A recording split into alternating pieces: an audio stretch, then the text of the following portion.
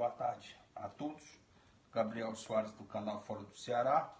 Para o pessoal aí do Brasileiro Voz e Vez.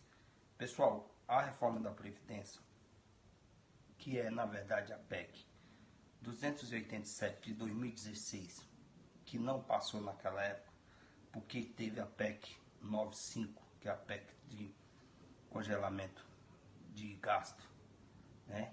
Por 20 anos, o mercado achou, os parlamentares, que são os mesmos, as bancadas são as mesmas, acharam que seria suficiente para o mercado.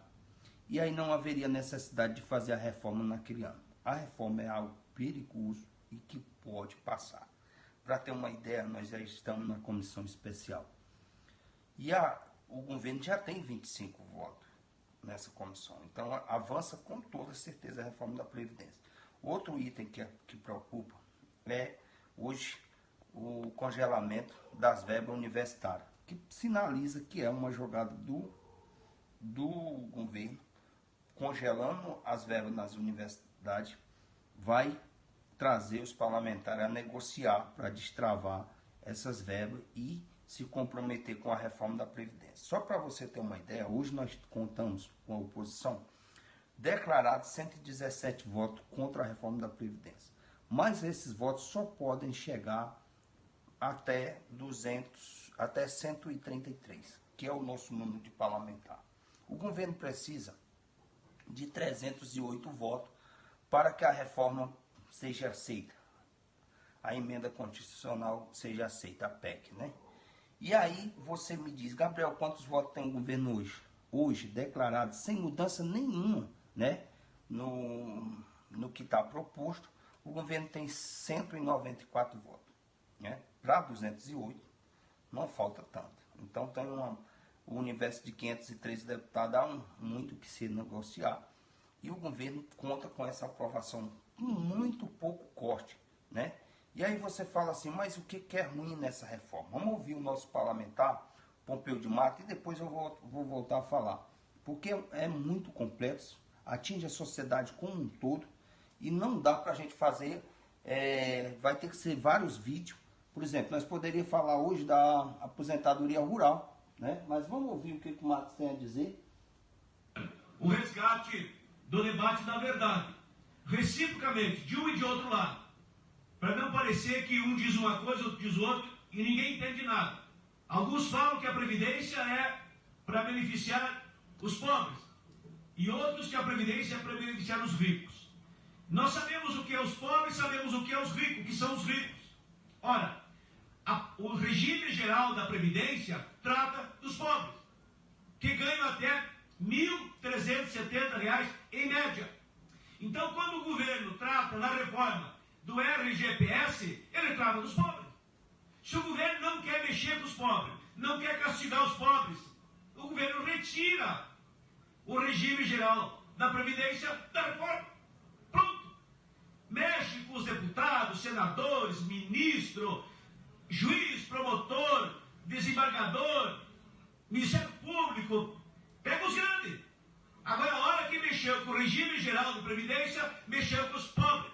Esta é a verdade e nós temos que desmascarar e fazer com que prevaleça a verdade. Porque uma mentira dita 1000 vezes vira verdade. Agora imagine a própria verdade repetida. Então nós temos que repetir a verdade. Essa é a proposta, especialmente no regime geral de Previdência. 40 anos de contribuição, 65 anos de idade para os homens e 62 para as mulheres, eu digo que é a aposentadoria pela hora da morte. Depois que o cidadão morre, depois do velório do morto, quando estão levando o corpo do falecido para o cemitério, chega o agente do INSS dizendo, segura o corpo do morto que chegou a aposentadoria. Aí é tarde. Mas diz que a justiça tarda, mas não falha. Nessa hora falhou, porque chegou tão tarde que chegou depois. Então nós temos que deixar isso bem claro. O governo, ele é corajoso, é muito corajoso contra os pobres e muito covarde contra os ricos. Ou o inverso, para que o governo compreenda. Porque a diferença entre a coragem e a covardia está em que tem coragem enfrenta os grandes, os fortes e os poderosos. O covarde se prevalece dos miseráveis, dos pequenos e dos fracos. O governo não tem coragem de cobrar os grandes devedores da Previdência. Está aí a Friboi, deve milhões, essa da carne azeda. Está aí a Vale, Varginha, que enterrou um monte de gente viva, deve milhões, não paga. Time de futebol, banco. O banco do ministro Paulo Guedes deve para a Previdência, não paga. E ele não cobra. Então, eles não têm coragem de cobrar os grandes devedores, os sonegadores, as concessões. Mas, no entanto, são covardes o suficiente para pisar no pescoço do viúvo, da viúva, da pessoa com deficiência, do idoso pobre, do agricultor, da agricultora, do professor e da professora. Isso é covardia, isso tem nome. E nós precisamos dizer aqui, em alto e bom som. E eu mato a cobra, mostro o porrete e o couro do bicho estaqueado. Está aqui, nos números do ministro. Ele apresentou que vai economizar 1 trilhão e 70 bilhões. Sendo que desse 1 trilhão e 70 bilhões, 900 bilhões em números redondos, ele tira do RGPS, do Regime Geral da Previdência. Quem são? O idoso pobre, a viúva, o viúvo, a pessoa com deficiência, a professora, enfim, são as pessoas que ganham até 1.370. Eu perguntei para ele, qual é a mágica, ministro, que o senhor vai fazer para tirar 900 bilhões deste povo, dessa gente, desses trabalhadores? Ele não respondeu. Ele silenciou, ele tergiversou e não deu a resposta. Pois nós temos que falar isso aqui em alto e bom som, para que seja bem compreendido essa matéria e que a gente não se engane. O teto da Previdência, 5.800.000, nós concordamos. Pode ser para todo mundo. Nós não estamos aqui pedindo que a Previdência não toque nos deputados, não toque nos ministros. Isso aí é conversa para boi dormir, porque nós queremos que toque. Corte os grandes, não tem problema. Só que para cortar os grandes não precisa cortar os pequenos. Não depende uma coisa da outra. Agora, a pretexto de cortar os grandes, eles metem a mão nos pequenos, se prevalecem do mais fraco, e aí não tem o nosso apoio. A prova provada tem mais uma. 70% dos municípios do Brasil e do Rio Grande, do meu estado, as aposentadorias recebidas por seus munícipes é maior que o FPM, que o Fundo de Participação dos Municípios. Então, até nisso prejudica. Aí o ministro vem e diz que vai fazer a tal de capitalização que ele não incluiu no projeto. Ele fala, mas não escreveu. E aí ele fala da capitalização nocional. O que é nocional? As pessoas sabem o que é nocional? Pois eu vou dizer o que é nocional. É sem noção. É sem noção. Ou seja, é uma capitalização imaginária. Que o cidadão tem, mas não tem. Está lá, mas não está. O dinheiro está depositado, mas não existe. E quando for receber, quem vai pagar? Então a gente tem que contestar isso com veemência. Não tem cálculo atuarial. Nenhum cálculo atuarial. Ou seja, nós estamos dando um cheque em branco para o governo. Não com o nosso voto, não com o nosso apoio, não sem a nossa crítica, porque não é justo fazer a reforma da Previdência para castigar os pequenos.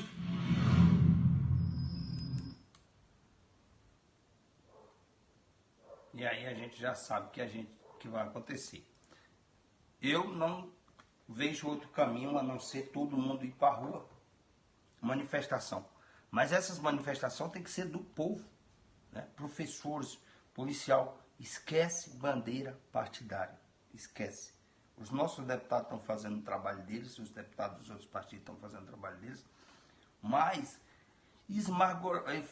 foi uma vitória contra essas defesas que esmagou. Nós temos 133 deputados. Então, para vocês terem uma ideia. Agora, é muito fácil entender.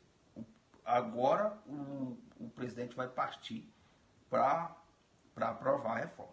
Né? E o corte nas universidades tem a ver com isso. Pode ter certeza, ele vai trazer voto, porque ele vai chamar pessoas para negociar, e aí é onde a coisa muda.